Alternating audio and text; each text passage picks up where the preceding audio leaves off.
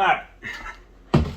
Let's make this magic happen. The TFC Toys Craft Series CS-01 Lumitent. To my understanding, this is the first figure by TFC that isn't a ripoff of the Transformers franchise, but is instead part of something called No Sky 2035, which for the life of me I could barely find any information on. The box has an opening flap with a preview window, which I always appreciate, but what really makes this product stand out is that the inside flap includes the promotional material. The story here, as much as I can glean from a rough translation, is that sometime in the near future, giant alien monsters invade Earth, with the nations of the world responding by pooling the resources and building giant battle mechs by which to combat them. It's just like VR Troopers. I mean Power Rangers. There's also included a preview manga which oddly enough doesn't focus on the robot at all, relegating it to a single panel establishing shot. It instead features a generic looking anime guy wandering around looking at stuff with no dialogue. You think he would be the pilot of the mech, but look at the cockpit he eventually gets into. Look at this contraption. This is no part of the mech. In fact, the mech's cockpit is clearly defined. So they give us a bunch of panels with no dialogue, no story, and doesn't even show the protagonist getting to the robot that's featured in the box. 0 out of 10, would not recommend, review over. Oh, that's right, there's things in the box.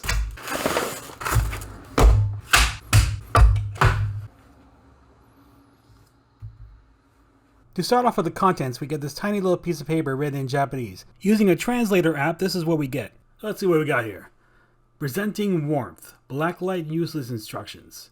Kazoshi hand both wings front Japanese doll left education black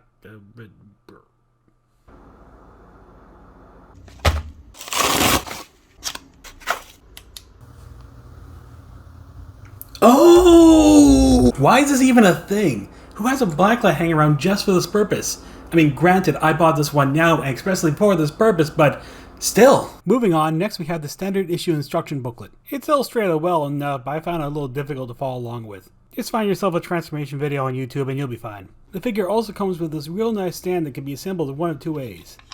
Either upwards for the jet mode, or forwards for the robot mode.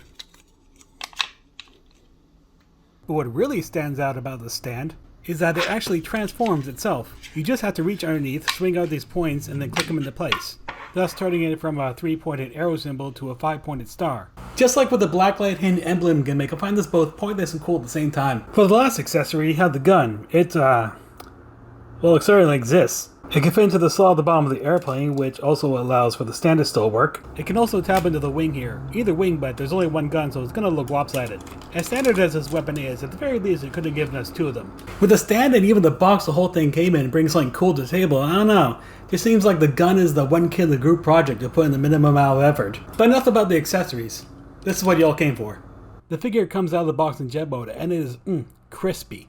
Modeled after the real-life J-20 Chinese fighter jet, they went out of their way to make this look as authentic as possible. The majority of this figure has a real nice paint job with a matte finish, with the thrusters picked down in metallic paint with the high gloss finish. And throughout the figure you see many small paint-on decals that just brings out the quality. There's even this small gem feature up near the nose which is part of the real-life jet. I don't know if it's a sensor array or a radar. Someone who knows more about fighter jets can tell me in the comments. Like all good jet figures, this has retractable landing gear. The front landing gear is real obvious. Just open up this panel, flip it out, and you're done. The rear gear is a lot more hidden. You have to move these pieces out of the way, open up these panels, flip out the gear, to put everything else back. And also like all good jet figures, this has an opening cockpit. The only real gripe I have with the jet mode is big rectangular protrusions, which are the robot mode's forearms. It's like they couldn't fit the entire thing in there. I will fully concede that this is likely compromised for the sake of the form and stability of the robot mode, but they put so much effort into making it look just like the real-life jet that this one blemish prevents this great figure from becoming a masterpiece. But not that kind of masterpiece though. What the fuck? Let's transform the sucker.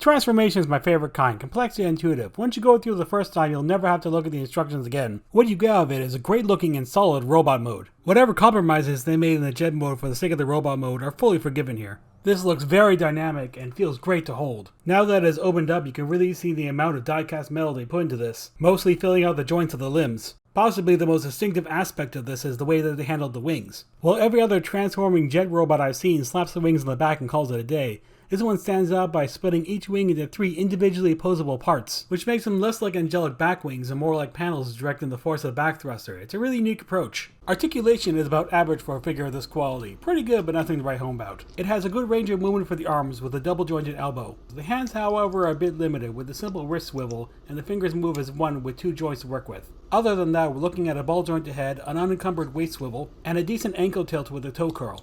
What is worth pointing out is how insanely tight the ratchet hip joints are.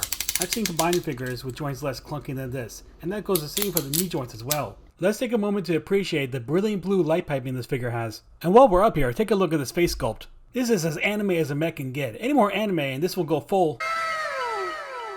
There's also a black light emblem on his shoulder, even though the emblem on the wings are now upside down. The gun, as you would expect, tabs into the palm of the hand pretty easily and securely, and the figure has enough articulation to work on a two-handed pose. This figure isn't without some mechanical flaws though. These bits here are real loose and wobbly on my copy. They are held in with metal pin hinges, so I don't know what can be done to tighten them. Out of the box I found my figure's hip assembly to be pretty loose, not held much unsure by the exceedingly tight ratchet hip joints. The solution to this is to open up his crotch plate, take a screwdriver, and do something I saw in an anime once. Don't judge me. And that's my review of this figure. Should you get it for yourself? It depends on your own personal taste and budget. If you can afford it, and it's a tad bit pricey online right now, it would be a very unique figure among your Transformers collection. Now I'd like to take a moment to thank everyone here for watching this video. This is my first time doing a video of this nature. I've always liked to watch toy reviews online from people like Jobby the Hung Evangelist, people trying to make it funny and entertaining. And I want to do something like that myself while still trying to find my own style. This is my first go at a project like this, so it's a little rough around the edges. If I ever try to make a video like this again, I'll probably put a lot more money into it. You know, get a proper microphone and lighting around here. As it stands, it's just something fun for me to do. You know, dive in, make mistakes, learn as I go along. Will I make another one in the future? Possibly, if I have another figure I want to talk about. This is usually the part of the video where the YouTuber will tell you to like, comment, subscribe, ring that bell, but, you know, do what you want. I'm not your mother. Other than that, I hope you enjoyed this, and maybe I'll see you next time. Bye.